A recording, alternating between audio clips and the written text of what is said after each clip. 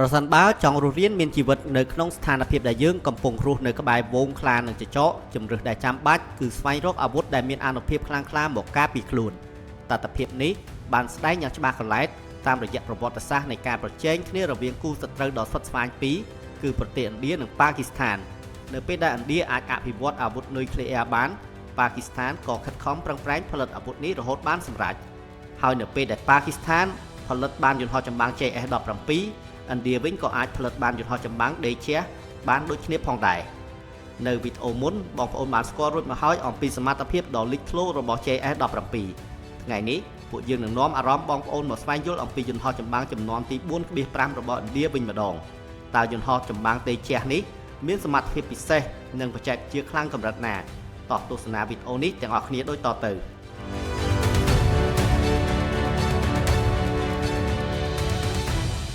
Dacia គឺជាយន្តហោះចម្បាំងពហុតួនាទីធុនស្រាលដែលត្រូវបានរចនានិងផលិតឡើងដោយក្រុមហ៊ុន Hindustan Aeronautics Limited របស់រដ្ឋាភិបាលឥណ្ឌាឈ្មោះ Dacia ដ៏មានអំណាចនេះមានប្រភពមកពីភាសាបាលីសំស្ក្រឹតដែលមានន័យថាពន្លឺដ៏មានឥទ្ធិពលឬភ្លើងយន្តហោះចម្បាំងនេះត្រូវបានបង្កើតឡើងក្រោមទស្សនវិស័យនៃការកសាងស្វ័យភាពការពារជាតិនិងការធ្វើទំនើបកម្មដែនអាកាសដោយវាបានបម្រើការជាផ្លូវការក្នុងកងទ័ពអាកាសឥណ្ឌាចាប់តាំងពីឆ្នាំ2016មក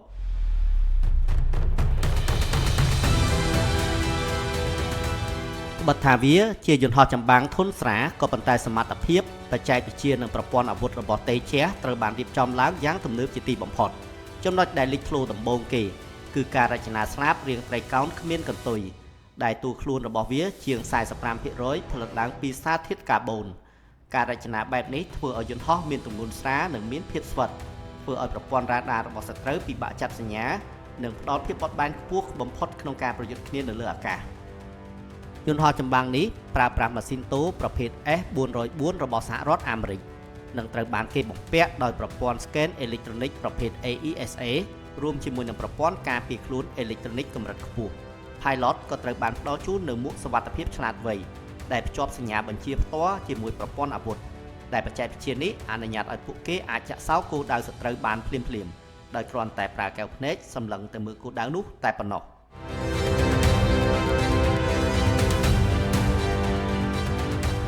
ជាងនេះទៅទៀតDaciaមានសមត្ថភាពផ្ទុកអាវុធនិងគ្រឿងយុទ្ធភ័ណ្ឌបានរហូតដល់ 3,800 គីឡូក្រាមប្រព័ន្ធគ្រប់គ្រងអាវុធដ៏មានឥទ្ធិពលរបស់វាអាចគ្រប់គ្រងនិងបំពាក់នៅប្រភេទអាវុធទំនើបៗជាច្រើនរួមមានមីស៊ីលប្រយុទ្ធនៅលើអាកាសរយៈចម្ងាយឆ្ងាយដូចជាមីស៊ីល Derby របស់អ៊ីស្រាអែលនិងមីស៊ីល Astra របស់ឥណ្ឌាផ្ទាល់មីស៊ីលវាយប្រហារគោលដៅដីគោកល្បឿនលឿន KH-59 មីស៊ីលប្រឆាំងនាវាចម្បាំងរួមទាំងគ្រាប់បែកឆ្លាតវៃណែនាំផ្លូវដោយឡាស៊ែរជាច្រើនប្រភេទទៀតផងខណៈពេលដែលប្រព័ន្ធគ្រប់គ្រងការហោះហើររបស់ Dacia គឺជាប្រព័ន្ធ Digital ទំនើបកម្រិតខ្ពស់ដែលត្រូវបានស្រាវជ្រាវនិងអភិវឌ្ឍឡើងដោយសមត្ថភាពអ្នកវិទ្យាសាស្ត្ររបស់ឥណ្ឌាផ្ទាល់រួមផ្សំជាមួយនឹងគ្រឿងបង្គុំអេឡិចត្រូនិកឈានមុខពីដៃគូបរទេស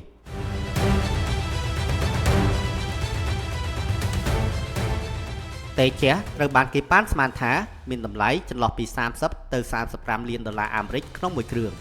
ដែលវាគឺជាជម្រើសដ៏សន្សំសំចៃបំផុតមួយចំណែកការចំណាយទៅលើប្រតិបត្តិការហោះហើរនិងការថែទាំក៏មានកម្រិតទាបបើប្រៀបធៀបទៅនឹងយន្តហោះចម្បាំងធុនធ្ងន់ដទៃទៀត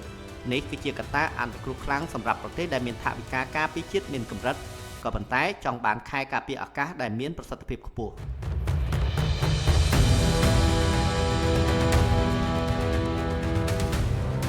ដើមឡើយឥណ្ឌាផលិតយន្តហោះចម្បាំងនេះឡើងក្នុងគោលបំណងដើម្បីទប់ទល់នឹងយន្តហោះចម្បាំង JS-17 របស់ប៉ាគីស្ថាន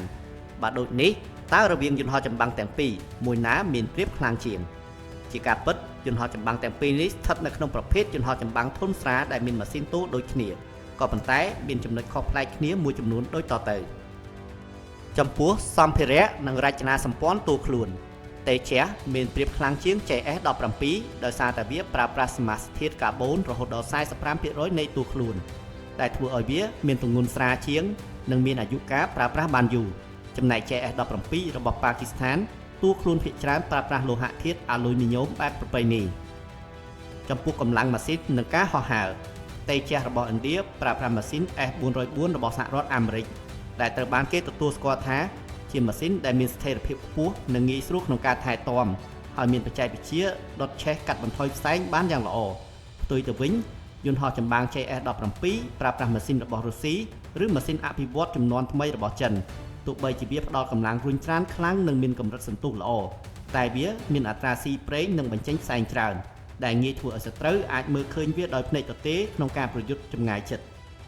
ចំពោះល្បឿន JS-17 មានប្រៀបខ្លាំងជាងតេជះបន្តិចដោយសារតែវាមានល្បឿនអតិបរមាប្រហែល 2200 គីឡូម៉ែត្រក្នុង1ម៉ោងខណៈដែលតេជះរបស់ឥណ្ឌាអាចសម្រេចល្បឿនអតិបរមាប្រហែល 1975 គីឡូម៉ែត្រក្នុង1ម៉ោងតែប៉ុណ្ណោះយន្តហោះទាំងពីរនេះមានសមត្ថភាពអាចផ្ទុកអាវុធក្នុងរង្វង់ 3700 ទៅ 3800 គីឡូក្រាមនិងមានសមត្ថភាពហោះហើរបានចម្ងាយអតិបរមាក្នុងរង្វង់ 3000 គីឡូម៉ែត្រដូចគ្នា